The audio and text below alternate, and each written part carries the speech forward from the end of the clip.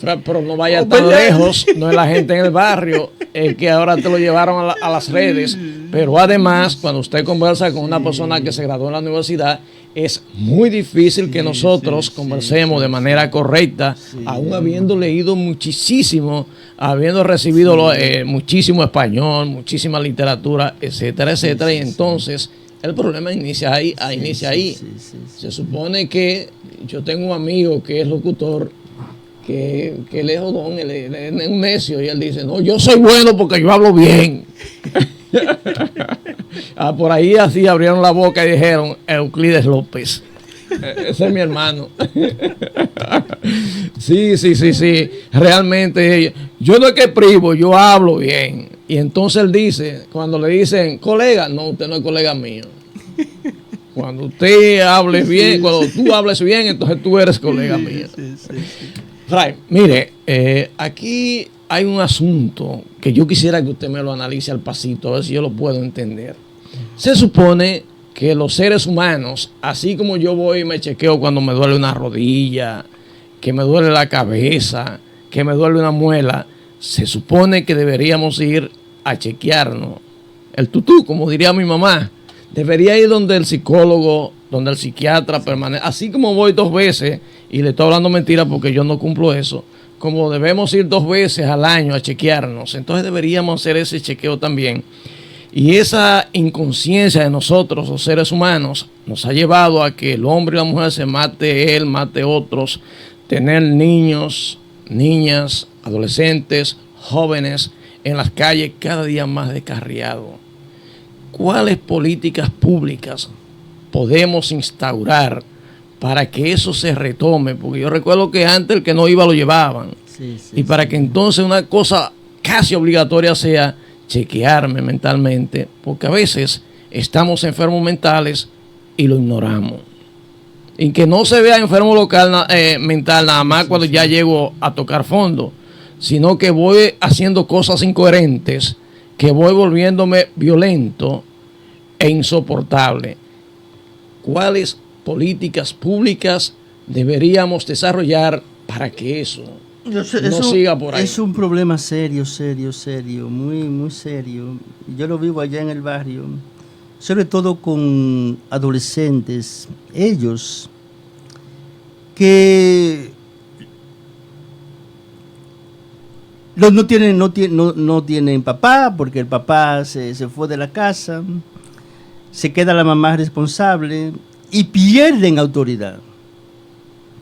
Y yo le digo siempre, nosotros somos 14 hermanos, nos criamos en ese barrio, gracias a Dios ninguno delincuente, no hay problema, pero nosotros teníamos la autoridad de papá. Claro. Entonces, al tener la autoridad de papá, nosotros, por ejemplo, a las 8 de la noche no podemos andar por esos callejones, porque papá... Pues si tenemos autoridad ya... Y bastaba con que nos miraran. Sí. Si tenemos autoridad ya los muchachos... pues nosotros somos 14 hermanos, no hay problema. Estamos todo... Pero era la autoridad de papá. Entonces yo le digo allá... Y cuando falta el papá, la mamá... Yo tengo una hermana que tomó el carácter de papá. Mi cuñado murió bastante joven. Ella se quedó con 4 niños. Y ella fuerte lo educó. Todos profesionales, sin papá. Ahora, lamentablemente, esas mujeres ya han desaparecido también. Entonces, los muchachitos ya andan 12 de la noche. Entonces, yo lo que pienso, una solución sería como que el Estado tenga una institución, una especie de recinto militar, y llevar a esos muchachitos ahí, esos adolescentes que no tienen papá, que han dejado la escuela, que no se están educando, introducirlo ahí y... Cuidado, Fray, que a veces no es que no tienen papá, a veces es que los papás y los tutores los mandan a buscársela para que también ellos lleven la vida más cómoda. Pero en ese caso, aunque si eso también le cabe responsabilidad a los padres, pero el Estado quitárselo, porque lo están dañando. Entonces luego tiene que cargar el Estado con ese preso, o luego viene lo que sucede, siempre sucede, delinquen. Matan. Nosotros en el barrio nuestro, cuando llegamos allá, nosotros tomamos como esta política. Cuando veíamos 2 niños, Entonces, como con esta situación sin papá, por los callejones, ya como que le ponían la mano a lo que no es de ellos, lo sentábamos en la casa para educarlo. Tomamos un niño ahí y ya como ya el ambiente lo había dañado. Ya estaba acá Y conmigo. si empezó a robar, a hacer cosas feas, y, oye, le dieron una muerte. Y se corrompen los vicios también. Que es lo Entonces, peor. para evitar eso, ¿verdad? Que mueran o que ellos maten, entonces yo pienso que el Estado debe tener una correccional como un recinto militar. Que están haciendo daño. Están haciendo daño. Entonces, si comenzamos, por ejemplo, con esa educación y fallo que tenemos en la democracia, por ejemplo. Democracia. Sí, que, por ejemplo, como los niños, como el Estado debe supervisar que todos los niños tengan una buena educación. Y si eso se da, ya evitamos eso. Todo eso, porque uno sabe como que esa disfuncionalidad luego emocional en el cerebro viene precisamente de una familia disfuncional. Entonces, si el Estado se ocupa de la familia, una buena educación, salud, obligatoriedad en la educación, y los papás, no, esos muchachos tienen que estudiar, está preso si no lo llevan. Yo pienso que vamos a evitar eso, esa disfuncionalidad, que crímenes, puntos de droga, porque no hay ley. Claro. Y ahí con su sabiduría yo quisiera que usted me combata mi brutalidad.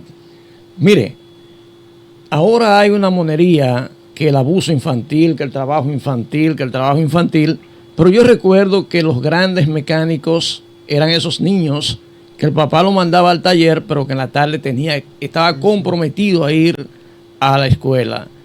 Los grandes ebanistas era igual. Entonces, en el caso mío, que nací en el campo y vine a la ciudad como a los 13 años, pero ya yo cortaba caña con mi papá, ya yo deshiervaba, ya yo vendía frutas y cosas, huevos, gallinas. Y yo siento que eso, cuando pensaba en eso y cuando pienso aún, me hace ser más útil y me hace formarme más y me hace a mis hijos ponerle el ejemplo para que ellos también sean. Bueno, ¿realmente cree usted que cuando a un niño se le da su tiempo de estudio, se le da su alimentación, el que aprendan un oficio cual sea es abuso con el trabajo?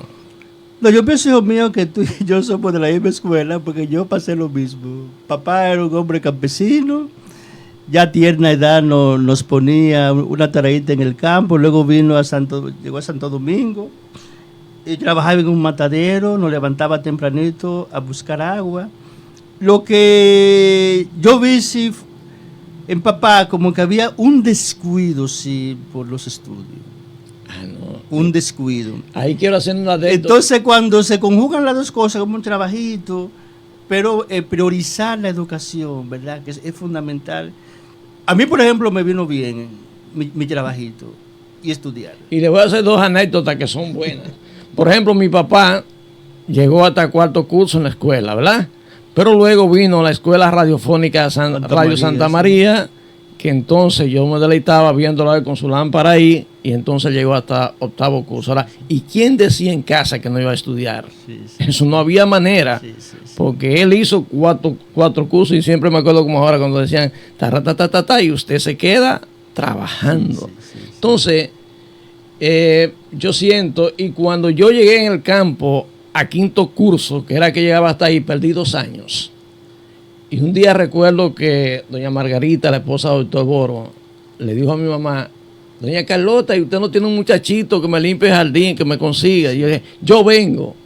Y mi mamá me dio un pecozón porque el muchacho se calla cuando los adultos hablan. Y entonces Margarita dijo, no, pero déjelo venir, que yo le voy a dar la hora de la escuela por la mañana, le vamos a dar desayuno, le vamos a dar la comida y también la cena. Y así fue. Y cuando yo vine a la ciudad con 2 años pasados para entrar en el plan Reforma, y Nini de la Cruz, que en paz descanse, me ayudó a entrar. Me hice bachiller en el área comercial. Doña Yolanda Artiles, que es un ser humano inmenso, me mandó a una empresa que yo podía quedarme, donde duré 20 y pico de años, llegando hasta ser contador general. Me formé en la universidad, y entonces eso no es abuso. Yo pienso que eso fue una oportunidad. Claro, sí. Ahora, Que me manden para la calle a limpiar cristales, ya eso es otra cosa. Sí, no, y sobre todo si se descuida el aspecto del estudio. Porque hay papás que, dada la miseria, como tienen a los niños permanentemente en el trabajo. Bueno, que le impiden entonces. Es que la primera miseria no es material, la primera miseria es mental. O sea, por eso yo insisto como que el Estado debe vigilar. Porque hay muchos papás que se aprovechan del trabajo de los niños buscando dinero y le impiden nutrirse su cerebro. Ahora, Fray, nosotros tenemos una sociedad que hemos prácticamente descrito, ¿verdad?